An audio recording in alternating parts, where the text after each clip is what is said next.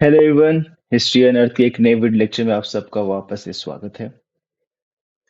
आज हम हिस्ट्री के एक बहुत ही इंपॉर्टेंट टॉपिक के बारे में डिस्कशन करने वाले हैं। राइट, अर्ली मेडिवल हिस्ट्री, जिसकी शुरुआत हमने प्रीवियस वीडियो लेक्चर में करा था, जिसके बारे में मैंने आपको ब्रीफ इंट्रोडक्शन दिया था। अर्ली मेडिवल हिस्ट्री क्या है, अर्ली मेडिवल हिस्ट्री कहाँ से कहाँ तक का है, उसका एक टाइम ड्यूरेशन है। ऑल्दो कुछ स्कॉलर्स उसे 600 से लेके 1200 तक लेकर चलते हैं, कुछ स्कॉलर्स 700 से लेकर 1206 तक लेकर चलते हैं। So there is a big debate, but अगर हम एक बेसिक लेके चले तो 600 टू 700 से लेके 1206, जब तक दिल्ली सल्तनत शुरू नहीं होती तब तक हम इस अर्ली मेडिवल टाइम पीरियड को लेकर चलते हैं। Again, before starting our video lecture, I request you all to please like, comment, share, and subscribe. Don't forget to press the bell notification so that जब भी next video lecture आए तो आपको सबसे पहले पता चले। शुरू करते हैं। Early medieval history India.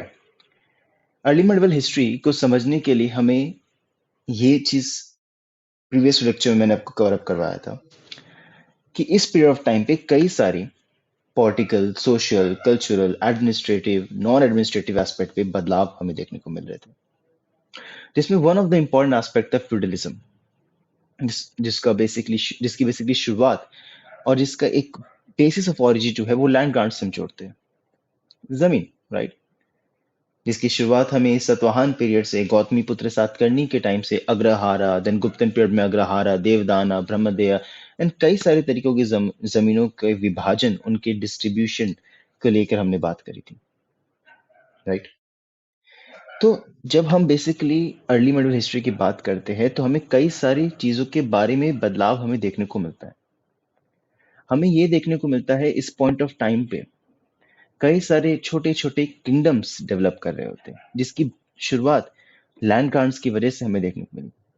क्योंकि मैंने आपको इंट्रोडक्टरी वीडियो में ये बता रखा है कि लैंड ग्रांट्स की वजह से आपके जो सामंत हुआ करते थे, जो फ्यूडल लॉर्ड्स हुआ करते थे, वो इतने पावरफुल हो गए थे that they started challenging the authority of this centralised state structure, जो मेन सेंट्रल अथॉरिटी हुआ करती थी।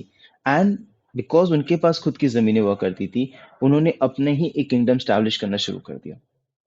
हमें कई सारे ऐसे किंगडम्स के बारे में पता चलता है, पालास, चंडेलास, राष्ट्रकूटास, प्रतिहारास, गुर्जर प्रतिहारास, सोलंकीज, एक्सेट्रा एक्सेट्रा। खुद के अपने उनके कल्चर, खुद का अपना पॉलिटिकल सेटअप, खुद के अपने I would say cultural background, political background, social background, हर एक चीज में बदलाव हमें देखने को मिला, राइट। अगर हम पॉलिटिकल लैंडस्केप की बात करें तो हमें इस पीरियड के दौरान कई सारे बदलाव हमें देखने मिलते हैं। जैसे मैंने आपको इंट्रोडक्टरी वीडियो में भी बताया था कि कॉन्टिन्यूस स्ट्रगल चल रहा था उस जमीन के लिए, उस वेल्थ के लिए, अपने पावर स्ट्रक्चर को एक्सपैंड करने के लिए। एंड उसमें से one of the most important aspect जो आता है वो होता है ट्राइपार्टाइट स्ट्रगल। ट्राइपार्टाइट स्ट्रगल, मैं आपको एक बेसिक इंट्रोडक्शन आपको आज देना चाहूंगा इसके बारे में। राजपूत्स के बारे में, कई सारे जो राजपूत्स डिफरेंट किंगडम्स है, जैसे कि चंडेलास, गढ़वालास, गुर्जर प्रतिहारास, राष्ट्रकूटास, एक्सेट्रा एक्सेट्रा, इन सब के बारे में हम सब्सिक्वेंट वीडियो लेक्चर में and probably next video lecture में हम बात करेंगे। ट्राइपार्टाइट स्ट्रगल, ट्राइपार्टाइट एज नाम से पता चल रहा है कि तीन मेजर किंगडम्स का यहाँ पे पार्टिसिपेशन था, जैसे कि आपको स्लाइड पे देखने को मिलता भी है।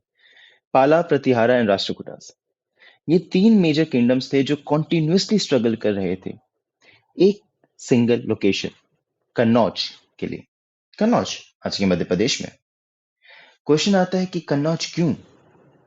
क्योंकि मैंने आपको ये बताया पावर वेल्थ एक इंपॉर्टेंट एस्पेक्ट था जिसकी वजह से कॉन्टिन्यूसली ये स्ट्रगल चलता आ रहा था। एंड कन्नौज एक सेंट्रल लोकेशन था जो नॉर्थ और साउथ को कनेक्ट करता था ट्रेडिंग एस्पेक्ट पे। इसकी ज्योग्राफी बहुत इफेक्टिव थी, यहाँ का वेदर, यहाँ की सॉइल, यहाँ पे river connectivity, minerals and so on and so forth. In whole and sole ये एक ऐसा लोकेशन था जहां पर आपको सब कुछ मिल रहा है जो एक स्टेट की रिक्वायरमेंट को मीट करने के लिए एसेंशियल थी। And at that point of time जब कॉन्टिन्यूस स्ट्रगल चल रहा है, उस पॉइंट ऑफ टाइम पे इंडीड ऐसे लोकेशन पे कंट्रोल पाना अपने आप में एक बहुत मेजर एडवांटेज देता है। एंड ये जैसे अब आपने बेसिक एनसीईआरटी से पढ़ा होगा कि डेक्कन जो एक पार्ट था, वो हमेशा से मुगलों के टाइम, इवन दिल्ली सल्तनत के दौरान भी, चाहे मोहम्मद बिन तुगलक की बात करें, जब उन्होंने अपनी कैपिटल को दौलताबाद तक शिफ्ट करने की कोशिश करी, या औरंगजेब के टाइम पे हम देखते हैं जब वो पूरे तरीके से गोलकोंडा एंड बाकी रीजन्स पे अहमदनगर, गोलकोंडा, बीजापुर, इन सब पे कंट्रोल करने की कोशिश कर रहे थे। The question is one, and the answer is one, very simple, because resources पे कंट्रोल करना, एरिया पे कंट्रोल करना, because these reasons are very prosperous, तो इनको कंट्रोल करना बहुत जरूरी है। अलाउद्दीन खिलजी की एग्जाम्पल आप दे सकते हैं, जब उन्होंने देवनागरी सदर्न किंगडम्स पे रेड किया था because of the wealth, right, Devagiri. Now the next part is that is very important, कि स्ट्रगल कॉन्टिन्यूसली चलता आ रहा था। इस स्ट्रगल में लड़ाइयाँ हो रही है, loss of human resource as well as non human resource, जिसमें आपका ऑब्वियसली आपकी इकोनॉमी आती है, उसमें आपकी ट्रेजरी आती है, रॉयल ट्रेजरी आती है, एंड जिसकी वजह से ये भी देखने मिलता है कि एम्पायर्स, और not empires but the kingdoms इतने वीक हो गए थे कि उन्होंने एक ओपन स्पेस, एक गेट ही ओपन कर दिया था फर्दर इन्वेजन, जो कि बाहर से specially north western frontier province से देखने को मिलता है ऑब्वियसली, जहाँ पे हमें आप कह सकते हैं Mohammad Qasim, then Junaid, then further Ghaznavids, घुरीज इन्वेजन हमें देखने मिलता है, पूरे पॉलिटिकल स्ट्रक्चर ही चेंज हो जाता है, जहाँ पे फॉरेन इन्वेडर्स आकर हमें हमारे देश पे रूल करना शुरू करते हैं, right. Next part is rise of Rajput state. जैसे हमने बताया कि गुप्तन एम्पायर के फॉल होने के बाद, पोस्ट गुप्तन पीरियड, की मैंने आपको वीडियो में बताया था, कई सारे फ्यूडल लॉर्ड्स का राइज होना शुरू हुआ था। एंड मोर प्रिसाइजली हर्षवर्धन के टाइम पीरियड पे ऐसा माना जाता है कि उनके पास, उनके अंडर 36 ऐसे फ्यूडल लॉर्ड्स हुआ करते थे जो कि बहुत ही पावरफुल हुआ करते थे, इंक्लूडिंग गुर्जर पतियार्स वगैरह वगैरह भी। एंड धीरे धीरे जैसे जैसे हर्षवर्धन के दौरान से हमें देखने मिलता है, कई सारे ऐसे फ्यूडल लॉर्ड्स थे जो अपने आप को अलग करते जा रहे थे, वो इंडिपेंडेंट होते जा रहे थे, एंड एज अ रिजल्ट होता क्या जा रहा था, आपकी डिफरेंट प्रिंसिपैलिटीज राइज करी थी, इफ नॉट प्रिंसिपैलिटीज बिकॉज वो मॉडर्न टर्म है, किंगडम्स का राइज होना शुरू हो रहा था, राइट। चौहान्स की बात करते हैं, परमाराज और मालवा, चंडेलाज और बुंदेलखंड, और कई सारे ऐसे हमें देखने मिलते हैं। एंड अगर हम इसे ओरिजिन थ्योरी पे जाते हैं, ओरिजिन ऑफ राजपूत, तो ओरिजिन ऑफ राजपूत को समझना जरूरी है। यहाँ पे हमारे पास कई सारे थ्योरीज आते हैं जो डिफरेंट डिफरेंट स्कॉलर्स देते हैं, and Indeed remember this part, ये थ्योरीज इंपॉर्टेंट है बिकॉज ये मैच द फॉलोइंग में भी आते हैं, असेशन रीजन में भी आते हैं, स्टेटमेंट बेस्ड क्वेश्चंस में भी आते हैं, एंड डिस्क्रिप्टिव क्वेश्चंस में तो इंडीड ये इंपॉर्टेंट है ही है। अग्निकुला थ्योरी, इसे हमें मैथोलॉजिकली डेफिनेटली हम कहते हैं। पृथ्वीराज रासो, चंद्रबरदाई, उनके टेक्स्ट पे हमें इनके रेफरेंसेस देखने को मिलते हैं। जहाँ हमारा रहता है माउंट आबू, एक बहुत ही ब्यूटीफुल लोकेशन है, गुजरात राजस्थान के बॉर्डर पे है। यहाँ पर ये माना जाता है कि सेज वशिष्ठ पुरोहित, उन्होंने, वशिष्ठ जो थे, उन्होंने यहाँ पर अग्नि कुंड पे यहाँ पे किए थे, यज्ञनास किए थे, एंड एज अ रिजल्ट क्या हुआ था, कई सारे राजपूत का ओरिजिन हुआ था, जिसमें आपके प्रतिहाराज आते हैं, चालुक्याज आते हैं, परमाराज आते हैं, चौहान्स आते हैं, जिनको हम चाहमनास भी कहते हैं। यहाँ पे उनका राइज होता हुआ शुरू हुआ। ट्राइबल ओरिजिन थ्योरी, जो सेकंड इंपॉर्टेंट थ्योरी है, इसे दिया गया था वीएस स्मिथ के द्वारा। ट्राइबल ओरिजिन थ्योरी बेसिकली माना जाता है, मतलब लाइक वीएस स्मिथ ये कहने की कोशिश करते हैं कि पहले कुछ ट्राइबल चिफ्टन्स हुआ करते थे, ट्राइबल ग्रुप्स हुआ करते थे, और कुछ ट्राइबल ग्रुप्स थे जिनको स्टेट के द्वारा कई सारी जमीनें दी गई। एज ए रिजल्ट क्या हुआ, वो ना सिर्फ पहले क्योंकि ट्राइब्स नोमैडिक होते, वो सेटल डाउन करना शुरू करें, एंड एज ए रिजल्ट क्या हुआ, धीरे धीरे वो पावरफुल भी होना शुरू की, एंड उसमें से कुछ ऐसे रहे जिन्होंने, जो इवेंचुअली आपके चिफ्टन्स बन के एंड पावरफुल किंगडम्स की तरह इमर्ज करते हैं, उनमें से आपके बेसिकली आ जाते हैं राजपूत किंगडम्स, इसमें आपका गोंड्स, देन आपके राठौर्स, घड़ावालास, इनके रेफरेंसेस वीएन स्मिथ एक्चुअली बताने की कोशिश करते हैं। Then lineage based proliferation theory, ये बीडी चट्टोपाध्याय ने दिया था। लीनियज बेस बेसिकली इसका एक बहुत इजी में मैं बताने की कोशिश करूं, जैसे कैसे for example different different chieftains का राइज हुआ, उनके बीच में इंटर मैरिजेस होना शुरू हुई, एंड इंटर मैरिजेस होने की वजह से कई सारे ऐसे चिफ्टन्स थे या कई सारे ऐसे लॉर्ड्स थे जो कि, फॉर एग्जांपल अगर हम अनुलोम मैरिज, प्रतिलोम मैरिज की बात करें, तो जो लोअर कम्युनिटी से बिलोंग कर रहे थे, इवन लोअर स्टेटस के थे, उनको भी हायर स्टेटस मिलना शुरू हो गया, एंड एज रिजल्ट कई सारे इसमें भी आपके राजपूत उन्होंने एक्सेप्टेंस करना शुरू किया, and as a result Rajput का राइज होना शुरू हुआ। ये बीडी चट्टोपाध्याय बताने की कोशिश करते हैं। Foreign origin theory, William Crooke, James Tod, VS Smith, DR Bhandarkar, Ishwari Prasad, ये सारे कई सारे स्कॉलर्स हैं जिन्होंने फॉरेन ओरिजिन थ्योरी दिया। सेम फॉरेन इन्वेडर्स थे, जो बाहर से आए यहाँ पे स्टैब्लिश किया एंड खुद को with coming with the nexus of with the Brahmins and the powerful जो उस टाइम पे चिफ्टेंस हुआ करते थे, उनके नेक्सस में आके अपने आप को एक पोजीशन दिया so that they became the part of Indian society and उनको ये राजपूत का एक टैग मिल सके, एक स्टेटस मिल सके। Finally the Kshatriya origin theory पुराना, आपने चंद्रवंशी, सूर्यवंशी ऐसे नाम सुने होंगे। तो बेसिकली इनको कनेक्ट करना शुरू किया गया, कुछ ऐसे चिफ्टेंस, कुछ ऐसे लॉर्ड्स जो पावरफुल बनना शुरू हो गए, उन्होंने नेक्सस बनाना शुरू किया ब्राह्मणों के साथ and they start connecting their lineage with Chandravanshi, Suryavanshi like Ram ji के साथ एक्सेट्रा एक्सेट्रा एंड उनके कुल से इंद्र कुल जी के साथ, भगवान इंद्र के साथ, भगवान कृष्ण के साथ, ऐसे कई सारे कुलों के साथ अपने को जोड़ने की कोशिश करी सो दैट कि वो अपने लिनियज को एक डिवाइन ओरिजिन की तरह वो बता सके। ये भी हमें देखने मिलता है फॉरेन और ये क्षत्रिय ओरिजिन थ्योरी देखने को मिलती है। तो यहाँ पे अगर जितना मैंने आपको बताया, एक कॉमन कंक्लूजन ये देखने मिलता है कि इस पॉइंट ऑफ टाइम पे एक नेक्सस हमें देखने मिल रहा था ब्राह्मणों के साथ बहुत ज्यादा बनते हुए। एंड ये जो नेक्सस था ये इम्पोर्टेंट इसलिए बनता है क्योंकि क्योंकि ये जो नेक्सस है इससे ये भी क्लैरिटी हमें देखने मिलती है। पहले तो नेक्सस इसलिए बन रहा था बिकॉज कहीं ना कहीं Brahmins were holding a very significant position in Indian society. So basically वो जो भी बोलते थे, those became very like having a hold, having a strong hold in the society, तो उनकी वैल्यू की जाती थी बातों, पहले तो ये हो गई। उनकी पोजीशन स्ट्रांग थी इसलिए भी। थर्ड, क्योंकि अब बाहर से कोई आया है तो अब सीधे सीधे जाके अब रूल नहीं कर सकते हो, आपको किसी न किसी की एक बैकअप चाहिए, राइट? तो ब्राह्मणों का नेक्सस, ब्राह्मणों को क्या फायदा था इसमें? पहला, क्योंकि हमने देखा था बुद्धिज्म जैनिज्म का एक जो सिग्निफिकेंट राइज हुआ था एंशियंट इंडिया के दौरान, इवन गुप्तन पीरियड के बाद भी हमें देखने मिलता है कि बुद्धिज्म का एक बहुत सिग्निफिकेंट पोजीशन हो चुका था इंडियन सोसाइटी में। हर्षवर्धन का टाइम आप ले सकते हो, उस पॉइंट ऑफ टाइम पे कनिष्का का एग्जांपल ले सकते हो, फोर्थ बुद्धिस्ट काउंसिल उसके टाइम पे हुआ था। तो बेसिकली हम देखते हैं कि ब्राह्मणिज्म और ये ब्राह्मणकल फोरफोर्ड था, उसका अगेन एक राइज एंड सिग्निफिकेंट एक पोजीशन बनना शुरू हो गया था अर्ली मेडिवल टाइम पीरियड के दौरान। And at the same point of time हमें ये भी देखने को मिलता है कि इस पॉइंट ऑफ टाइम पे कई सारी चीजें भी आना शुरू हुई जो इंडीड गलत भी थी, अपने आप में चीजों को बहुत ज्यादा एक माइन्यूस्क्यूल लेवल पे देखने की कोशिश करते हैं। फॉर एग्जाम्पल सती प्रथा बहुत प्रोमिनेंट हो गई, फॉर एग्जाम्पल पर्दा कॉन्सेप्ट आना शुरू हो गया, फॉर एग्जाम्पल चाइल्ड मैरिज होना शुरू हो गया। अभी चाइल्ड मैरिज बहुत ही इंपॉर्टेंट टॉपिक है, डिबेटेबल टॉपिक है, बट मैं आपको थोड़ा सा एक इंसाइट देने की यहाँ पे कोशिश करता हूँ। बेसिकली चाइल्ड मैरिज, पर्दा कॉन्सेप्ट, ये कॉन्सेप्ट जो है ये इसलिए भी आना शुरू हुआ बिकॉज ऑफ फॉरेन इन्वेडर्स आ रहे थे। वो कहीं न कहीं जो लड़कियाँ होती थी उनको अगवा करते थे, फ़ोर्सफुली मैरिज करते थे, उनके साथ एक्सप्लॉयटेशन करते थे, तो उनसे उनको बचाने के लिए पहले तो शादियाँ रात में होनी शुरू हुई, सो दैट कि किसी के नज़र में ना आते हुए शादियाँ हो जाएँ। एंड बिकॉज़ वो उन लड़कियों को बेसिकली अगवा करते थे, अबडक्ट करते थे जो कि वर्जिन नहीं होती थी, सॉरी वर्जिन हुआ करती थी। सो शादी के बाद डेफिनेटली ये देखा जाता था कि वो प्रोबेबिलिटी ऑफ अबडक्शन और वो जो चांसेस और अबडक्शन बहुत कम हो जाती थी, इसलिए शादी भी करवानी शुरू कर दी। इसलिए चाइल्ड मैरिज की जो नंबर्स थे वो धीरे धीरे बढ़ना शुरू हो गए थे। ये बहुत डिबेटेबल एस्पेक्ट है, ऑल्दो ये बहुत सिग्निफिकेंट है समझने के लिए, राइट? इसके बारे में भी सब्सिक्वेंट वीडियो लेक्चर्स में मैं आपको बताने की कोशिश करूंगा। इन केस नहीं होता है तो मैं आपको एक इंडिविजुअल वीडियो लेक्चर ला दूंगा जिसमें कॉन्सेप्ट ऑफ सती, पर्दा, चाइल्ड मैरिज, इसका एक क्या और even untouchability, even Hindu four fold का क्या एक सिग्निफिकेंट पोर्शन था और उसे कैसे दर्शाया गया by the Britishers and during the medieval period, और कैसे उसका एक उसके एक पूरे स्वरूप को बदल दिया गया, जिसकी वजह से आज भी हमें देखने को मिलता है कि समाज में, सोसाइटी में उस वर्ग को कितने नीचे तौर पे देखा जाता है। वाइकॉम सत्याग्रह को 100 साल पूरे होते हैं।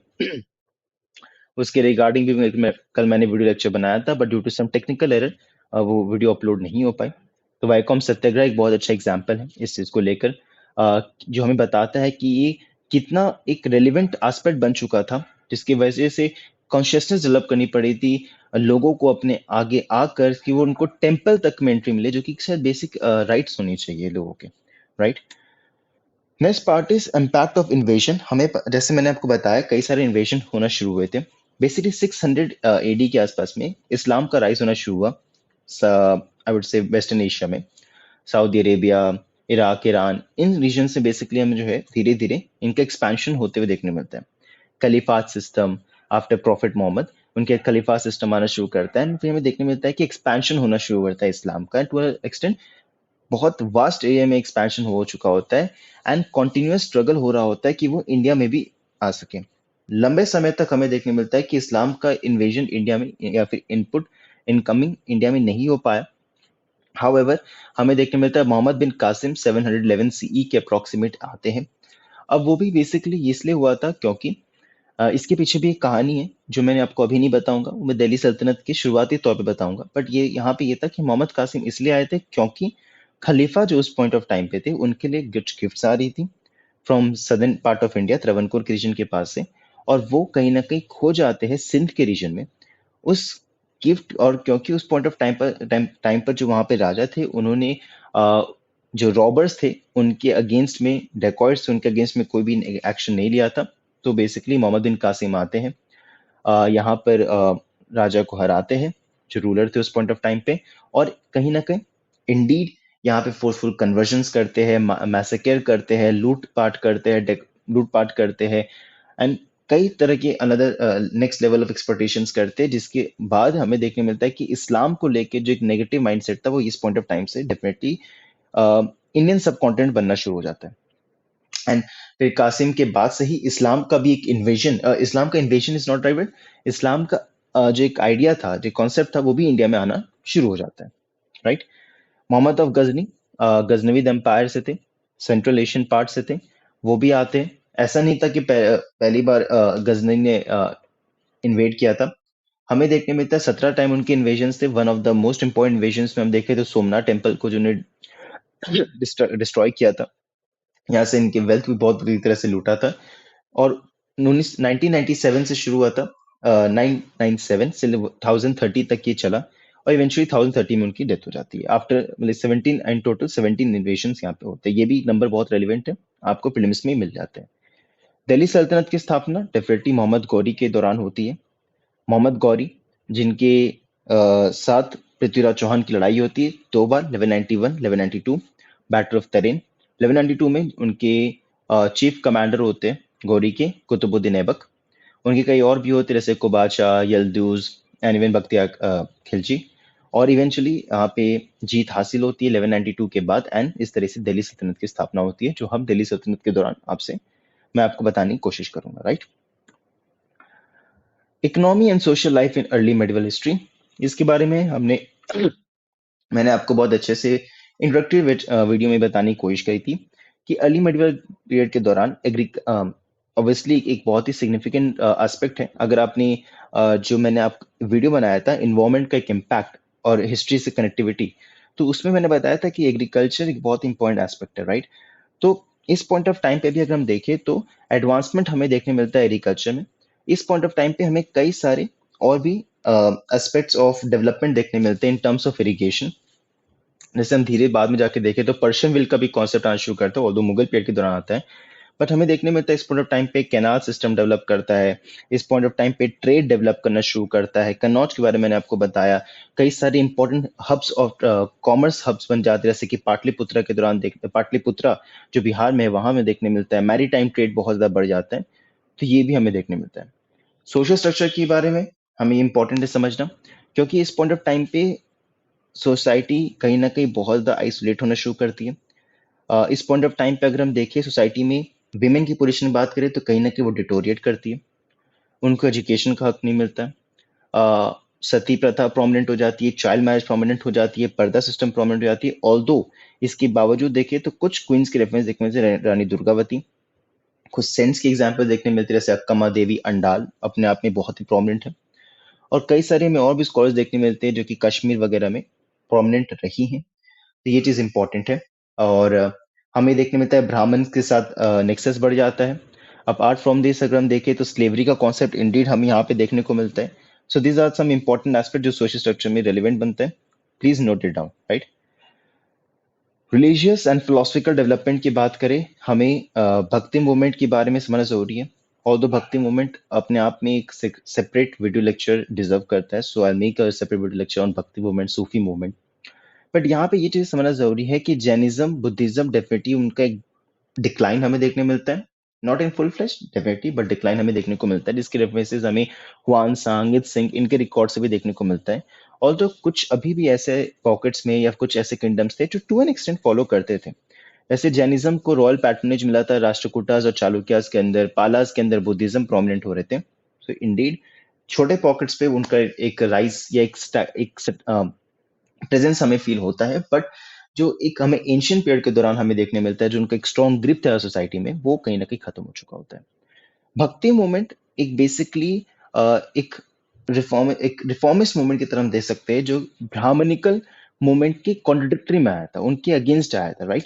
एंड यहाँ बेसिकली हम दो तरीके से देखते हैं, अल्वराज एंड नायनारास। अल्वराज जो बेसिकली वैष्णवाइट्स हुआ करते थे, वैष्णविज्म, भगवान विष्णु की पूजा करा करते थे। नयनारास जो बेसिकली भगवान शिव की पूजा करते थे, उनके अलग अलग स्वरूप को पूजा करते थे। इसमें दो तरीके से आते हैं, निर्गुण और सरगुण, जिसमें एक जो है वो बिल्कुल ये मानते हैं कि भगवान का कोई स्वरूप नहीं होता, एक वो मानते हैं भगवान का स्वरूप होता है। इसमें आप फर्दर अब गुरु नानक जी के सिखिज्म के कॉन्सेप्ट को भी देखते हैं। तो ये पूरा अपने आप में एक इंडिविजुअल टॉपिक है। और भक्ति मूवमेंट के बारे में ये इंपॉर्टेंट है समझना कि भक्ति मूवमेंट के दौरान जो एक बहुत रिजिड स्ट्रक्चर, ऑर्थोडॉक्सिकल स्ट्रक्चर आ चुका होता है सोसाइटी में, उसके विपरीत जाते हुए, उनके उसके अगेंस्ट जाते हुए यहाँ पे बताया था कि अगर आपको भगवान से जुड़ना है तो आपको वो हवन, जो एक्सपेंसिव हवन करने की जरूरत नहीं है, एक्सपेंसिव यज्ञास करने की जरूरत नहीं है।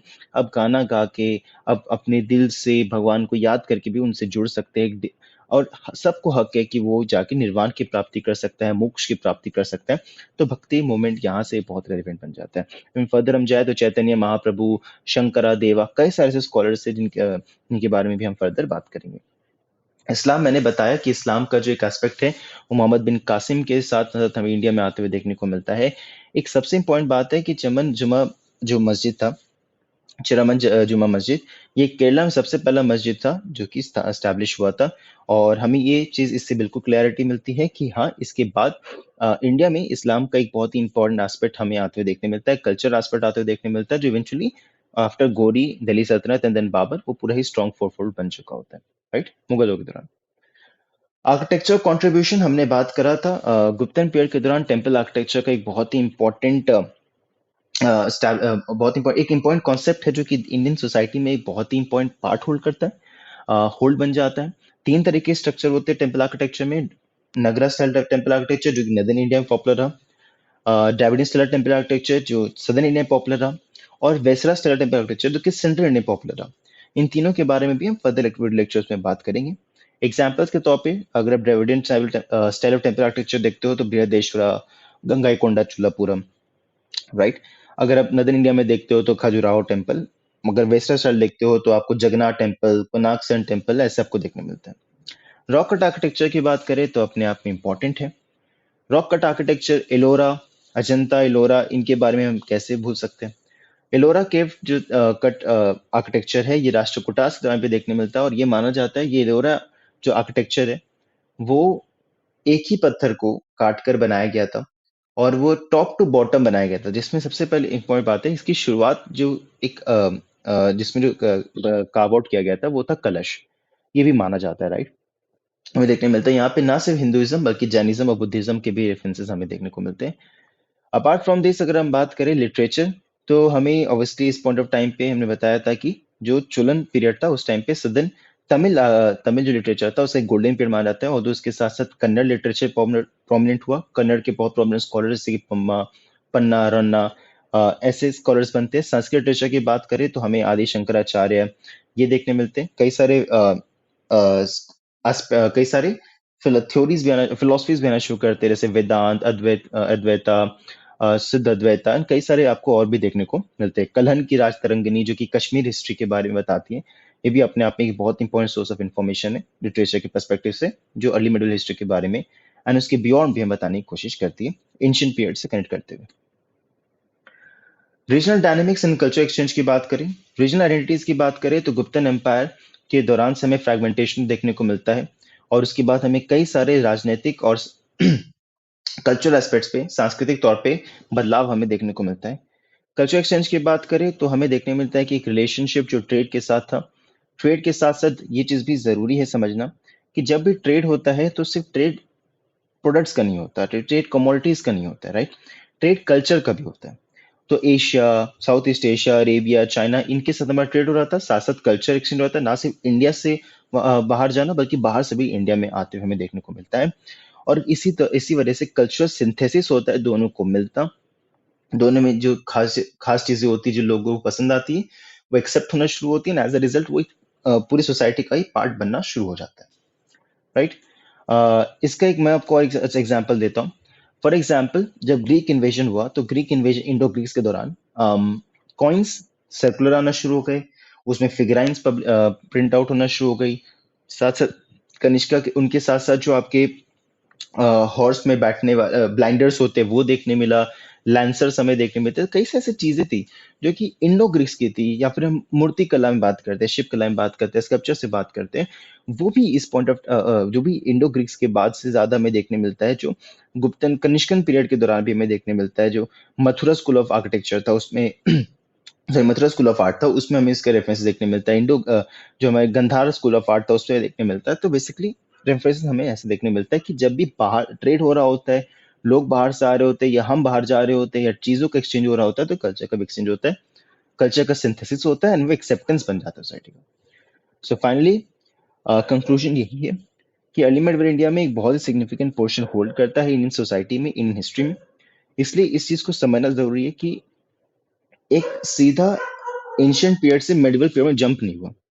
एंशियंट पीरियड के बाद एक ट्रांजिशन पीरियड था, जो कई सारे वेस्टर्न स्कॉलर्स ब्लैक फेज की तरह देखते हैं, ब्लैक पीरियड की तरह देखते हैं, बट ये ब्लैक पीरियड है या नहीं है वो आप बहुत समझदार है समझने के लिए। इंडीड इसका एक कंट्रीब्यूशन इंपॉर्टेंट है, बिकॉज ये कहीं ना कहीं हमें ये समझाता है कि जो प्रेजेंट 21st सेंचुरी में इंडिया में क्या चीजें चल रही है, उसकी शुरुआत हमें अर्ली मिडिवल पीरियड से भी देखने को मिलती है। So this is the end for the this video lecture. I hope आपको अच्छा लगा हो। अगर अच्छा लगा हो तो प्लीज लाइक करें, कमेंट करें, अपना फीडबैक जरूर दें, शेयर करें अपने दोस्तों के साथ जिन्हें वीडियो लेक्चर की रिक्वायरमेंट हो, जो कॉम्पिटिटिव एग्जाम्स की तैयारी कर रहे हो। सब्सक्राइब करना ना भूलें, फॉलो अस इंस्टाग्राम सो कि आपको फर्दर जो भी अपडेट्स हो वो वहाँ पे मिलता रहे। मैं कई सारे क्वेश्चंस भी वहाँ पोस्ट करता रहता हूँ, आपको कई सारे नोटिफिकेशंस के बारे में वहाँ पे इंफॉर्मेशन मिलती रहेगी। मैं बुक्स के बारे में आपको, जो रेफरल बुक्स होते हैं उनके बारे में लिंक्स आपको डिस्क्रिप्शन में प्रोवाइड कर दूंगा। ठीक है, तो पढ़ते रहे। जय हिंद।